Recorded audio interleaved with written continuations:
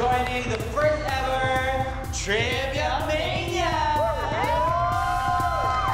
And guys, yes, special shout out to Sherman Party Music 24 accommodating us. Thank you. And we're done for last questions. Yeah, good luck sa lahat ng team! Let's go! Let's go! Eto na, yung next question.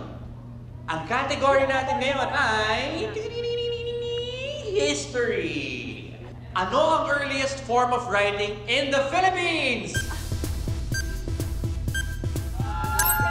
I've got Bornum. Patingin ang mga sagot nyo. Ang sagot ay bye-bye! And so, the score goes to Purong Matatalino! Yes! Grabe, pero may kasisitay na sila. Ang next category natin for the last question ay Science. Ooh, Science. Okay. And the question is, sa astronomy, anong planeta ang may pinakamaraming buwan? Go! Wala ka ng astronomy. Time's up for love! Patingin ang mga sagot. Okay, ang sagot na ating tropa trivia ay Earth. At ang sagot ng Puro Matatalino ay Saturn.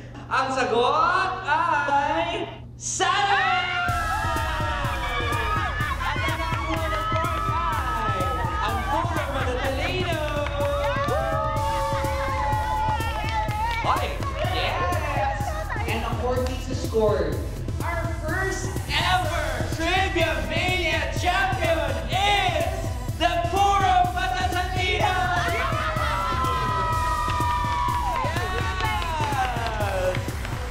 Tay, tuloy nga pala yung lakad namin ni Kara sa resort sa Sunday, tapos kasama yung mga kaibigan niya. Kasama yung mga kala ko kayong dalawa lang yun. Oo nga po eh, kaso na-invite na po ni Kara eh.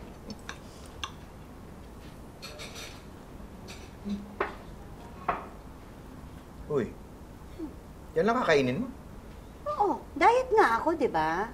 Baka naman magkasakit ka yung diet mo na yan, ha? Isang beses ka na nga lang kumain sa isang araw, ganyan pa kakonti. Ay, hindi na ako nag-uumad. Iba na diet ko. Ano na? Ano kasi, binigyan ako ni Roxy ng timbangan ng pagkain. Oo. Eh, pwede na akong kumain ng kahit ilang beses sa isang araw, pero dapat ganito lang karami. Ang tawag doon, portioning.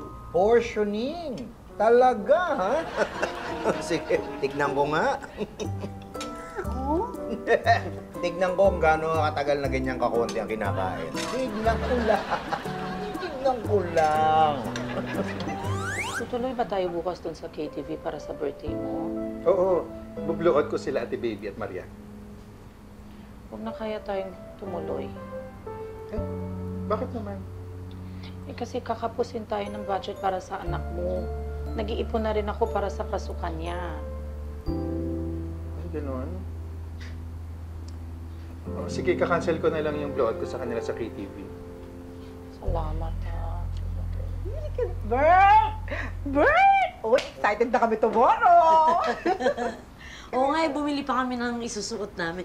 Anong oras tayo bukas sa KTV? Sumabay na lang tayo kay Ma'am Elsa. Ay, sige. Naku ha, eto ha. Ako hindi ako bumibirit ha, kasi may video kay doon. Pero dahil birthday mo, bibirit ako talaga. Oy, ako rin. Ay, Tibibi, tara na. Sukat na natin yung binili natin. Ayaw nga. Diba? Bert ha. Happy birthday! Akala ko ba ika-cancel mo na? Nakita mo naman excited na sila Ate Baby. Nakakaya naman pag hindi tinuloy. Ganon? Hiyang-hiya naman ako sa'yo.